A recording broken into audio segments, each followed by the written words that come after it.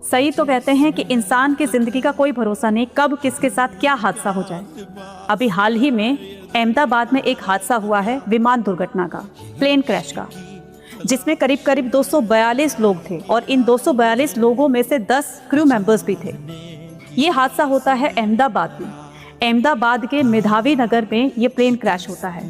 बताया जाता है कि अहमदाबाद से कुछ ही दूरी की उड़ान भरने पर ये प्लेन क्रैश हो गया। मौके पर ठीक है, फायर ब्रिगेड वगैरह वहाँ पर पहुँच गई थी, लोगों को बचाने के वहाँ पर इंतजाम किए जा रहे हैं, लेकिन बहुत सारे लोग इससे मारे गए हैं। अब पता नहीं कितने लोगों की लाशें अभी और निकाली जा रही हैं। तो भगवान उनकी आत्मा को शांति दे।